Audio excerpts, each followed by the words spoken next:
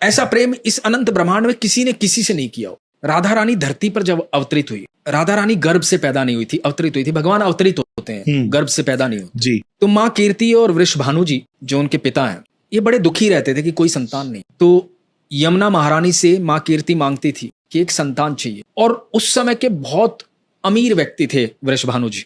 बताया जाता है 11 लाख गायें थी उस समय। जिसके पास जितनी ज्यादा गायें होती थी वो उतना ज्यादा अमीर होता था।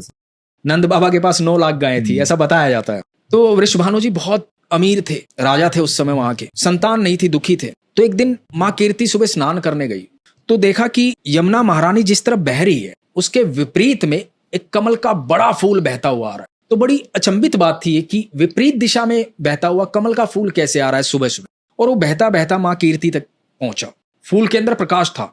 तो माँ कीर्ति देखती रह गई, डर गई, घबरा गई कि ये फूल के अंदर किस प्रकार की रोशनी है। तो जब माँ कीर्ति के पास वो फूल पहुंचा, सूरज की पहली किरण आई और वो फूल खिल गया, उसकी पत्तियां खुल गई। और पत्तियां जैसे ही खुली तो अद्भुत तेज लिए हुए अनंत ब्रह्मांड की सर्वेश्वरी वहां पर विराजमान राधा रानी, लाडो रानी उस कमल के फूल में। देख करके माँ कीर्ति पागल हो गई, गोदी में उठाया राधा रानी। बड़ी अचंभित थी, कोई शब्द नहीं आ रहा था मुंह में, सूझ नहीं रहा था ये हो क्या रहा है। इतने दिनों से यमुना महारानी से मांग रही थी मैं, मुझे संतान चाहिए, संतान चाहिए। दौड़ी दौड़ी वृषभानु जी के पास गई, सुनो हमें यमुना महारानी ने संतान दी है, ये देखो कौन आया है। और वृषभानु जी ने जब देखा लाडो रानी को, वृषभानु जी भी पागल हो गए, जोर जोर से चिल्लाने लगे, हमारी पुत्री आई है, हमारी पुत्री आई है। पूरे महल में कह दिया उत्सव मनाओ, हमारे यहाँ पुत्री आई है। उत्सव की तैयारी की गई। कुछ देर बाद पता लगा कि बच्ची जो है आंखें नहीं खोल। थोड़े चिंतित हो गए वृषभानु, पल भर के लिए चिंतित हुए। फिर कहा कि कोई बात नहीं, ये जैसी भी है हमारी बच्ची है।